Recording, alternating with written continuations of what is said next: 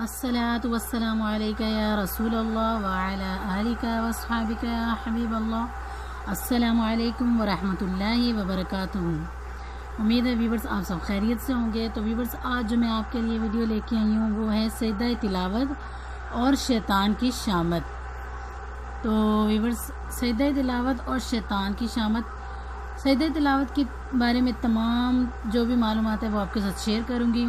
तो इसलिए अभी तक आपने अगर मेरे चैनल 802 इस्लामिक चैनल को सब्सक्राइब नहीं किया तो जल्दी से सब्सक्राइब कर लें। और व्यूवर्स आप जब सब्सक्राइब करते हैं तो बेल के ऊपर जो ऑल होता है वहाँ पे क्लिक किया करें और लाइक भी कर दीजिए करें। तो आइए स्टार्ट करते हैं। सबसे पहले अल्लाह के महबूब दानाए गुयूब मुनज़्ज़ा अनिल आयूब अज़्ज़ा वजल सल्लल्लाहु ताला अलैहि वसल्लम का फरमाने जन्नत निशान है, जब आदमी आयत सजदा पढ़कर सजदा करता है तो शैतान हट जाता है, शैतान हट जाता है और रो कर कहता है हाय मेरी बर्बादी।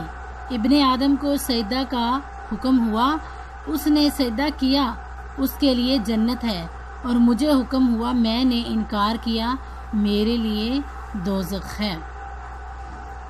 और नेक्स्ट है या बीबी फातिमा के 11 हरूफ की निस्बत सजदा तिलावत के 11 मदनी फूल।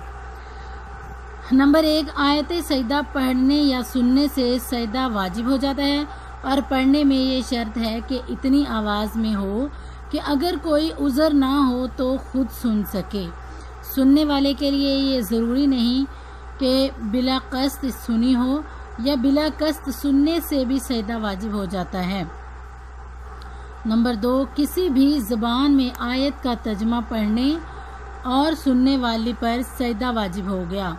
सुनने वाली ने ये समझा हो या ना समझा हो कि आयत सजदा का तर्जमा है, अलबत्ता ये ज़रूर है कि इसे ना मालूम हो तो बता दिया गया हो कि ये आयत सजदा का तर्जमा था, तो आयत सजदा पढ़ी गई हो तो इसकी ज़रूरत नहीं कि सुनने वाले को आयत सजदा होना बताया गया हो।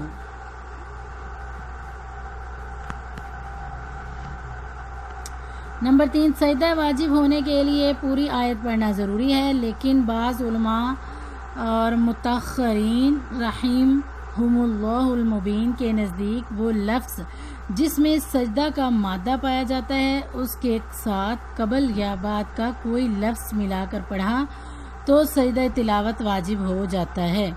लिहाजा एहतियात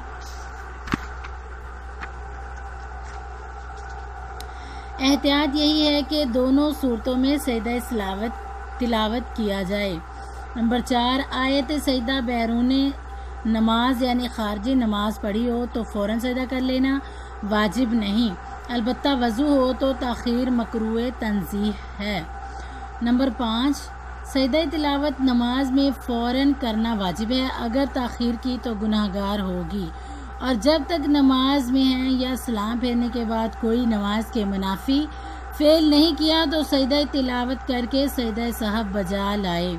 ताख़ीर से मुराद 3 आयत से ज़्यादा पढ़ लेना है, कम में ताख़ीर नहीं मगर आखिर सूरत में। अगर सजदा वाक़या है मसलन इंशक्कत तो सूरत पूरी करके सजदा करेगी, जब भी हर्ज नहीं। इसी तरह नंबर 6 पे काफिर या नाबालिग से आयत सजदा सुनी तब भी सजदा तिलावत वाजिब हो गया। नंबर 7, सजदा तिलावत के लिए तहरीमा के सिवा तमाम वो शराइत हैं जो नमाज के लिए हैं, मसलन तहारत, इस्तक़बाल क़िबला, नियत, वक़्त, इस मायने पर के आगे आता है सित्रे औरत। लिहाजा अगर पानी पर कादिर है तयम्मुम करके सजदा करना जायज़ नहीं। नंबर 8, इसकी नियत में ये शर्त नहीं कि फ़लाँ आयत का सजदा है, बल्कि मुतल्लकन सजदा तिलावत की नियत काफ़ी है। नंबर 9 है जो चीज़ें नमाज को फासिद करती हैं इनसे सजदा भी फासिद हो जाएगा, मसलन हदस, उम्दा कलाम, आमदो कलाम और कहकहा। सजदा तिलावत का तरीका, सजदा तिलावत का तरीका नंबर 10, खड़ी होकर अल्लाह अकबर कहती हुई सजदे में जाए اور کم سے کم 3 بار سبحان ربی الاعلی کہے، پھر اللہ اکبر کہتی ہوئی کھڑی ہو جائے۔ شروع اور بعد میں دونوں بار اللہ اکبر کہنا سنت ہے، اور کھڑے ہو کر سجدے میں جانا اور سجدے کے بعد کھڑے ہونا یہ دونوں قیام مستحب ہے۔ نمبر 11، سجدہ تلاوت کے لیے اللہ اکبر کہتے وقت نہ ہاتھ اٹھانا، نہ اس میں تشہد ہے، نہ سلام۔ تاکید بالغہ ہونے کے بعد جتنی بار بھی آیت سجدہ سن کر ابھی تک سجدہ نہ کیا ہو ان کا غلبہ زن کے اعتبار سے حساب لگا کر اتنی بار باوضو سجدہ تلاوت کر لیجئے۔ سجدہ شکر کا بیان، اولاد پیدا ہوئی یا مال پایا گیا یا گم ہوئی چیزیں مل گئیں یا مریض نے شفا پائی یا مسافر واپس آیا، الغرض کسی نعمت کے حصول پر سجدہ شکر کرنا مستحب ہے، اور اس کا طریقہ یہ ہے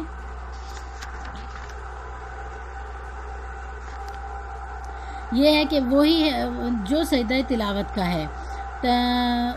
اسی طرح جب بھی کوئی خوشخبری یا نعمت ملے تو سجدہ شکر کرنا کار ثواب ہے۔ مثلا مدینہ منورہ زادہ اللہ شرفاً و تعظیماً کا ویزا لگ گیا، کسی پر انفرادی کوشش کامیاب ہوئی، وہ دعوت اسلامی کے مدنی ماحول سے وابستہ ہو گئی، مبارک خواب نظر آیا، آفت ٹلی، یا کوئی دشمن اسلام مرا وغیرہ، یا مثال کے طور پر آپ کوئی بیمار ہے، تندرست ہو جاتے ہیں، آپ کا بچہ کسی بڑے حادثے کے شکار ہونے سے بچ جاتا ہے، ایگزام میں بچے پاس ہو جاتے ہیں، قرض سے خلاصی مل جاتی ہے، گھر مل جاتا ہے، کوئی بھی دنیاوی آپ کو نعمت یا کوئی بھی ایسی نعمت ملتی ہے تو ویورز اس پر آپ سجدہ شکر ادا کریں، اور سجدہ شکر ادا کرنے کا بھی طریقہ وہی ہے جو سجدہ تلاوت کا ہے۔ تو ویورز یہ میں نے آپ کے ساتھ سجدہ تلاوت اور اس کی حوالے سے تمام جو تفصیل تھی وہ میں نے آپ کے ساتھ شیئر کی تھی۔ ویورز اگر آپ کو یہ ویڈیو اچھی لگی ہے تو اس کو لائک کر دیجئے، اور 802 اسلامی چینل کو سبسکرائب کیجئے، اور اس کو اپنے دوستوں کے ساتھ زیادہ سے زیادہ شیئر کیجئے۔ نیکسٹ ویڈیو تک کے لیے آپ سے اجازت چاہتی ہوں، دعاؤں میں یاد رکھیے گا۔ السلام علیکم ورحمۃ اللہ وبرکاتہ۔